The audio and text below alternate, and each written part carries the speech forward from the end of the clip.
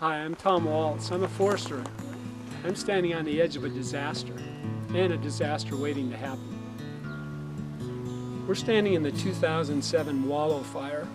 This fire burned both national forest land and private property.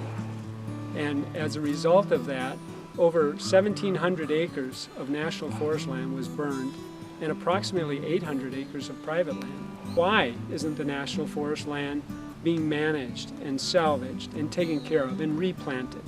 To salvage fire-kill timber requires a decision on the part of the federal national forest land managers. Those decisions that they make are oftentimes appealed. The decision to salvage is then either litigated or threatened to be litigated. And all someone who doesn't want anything to happen has to do is to delay the salvage for over a year, because once a year has gone by, the value of these dead trees has decreased enough so that it no longer is economical to come back and salvage it. So not only do you have the disaster of the fire, but then you have the disaster of not being able to salvage it and get some new trees started.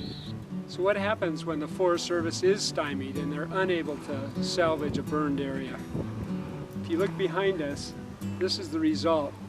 Forest Service had to spend your taxpayers' dollar to cut these trees down, skidded them into these decks. They couldn't be shipped to the sawmill to be used for products for society. They're just laying out here and they're going to rot out here. But for the 20 or 50 years it takes to rot away, they're just going to stay here as a huge fire hazard and risk for the next fire that comes through here.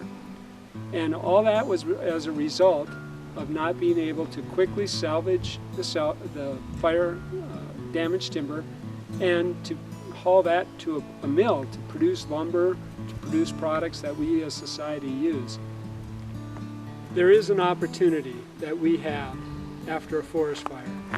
I'm steps away from the national forest land that we were unable to salvage log. The private land that we're standing in, we salvage logged this. The forest was replanted. These new trees are coming back up. The forest that will be growing here not only will provide wildlife benefits, but it'll provide carbon sequestration and it'll provide for future products 50, 100 years from now. By promptly getting in, salvaging the dead trees, getting in, replanting like we did 5 years ago, we have a start to a new generation, a start of a forest to provide for our future. This happens all too often, but it doesn't have to. It's time to let national forest officials and politicians know that you want our public forest to be taken care of and managed for future generations. Oh,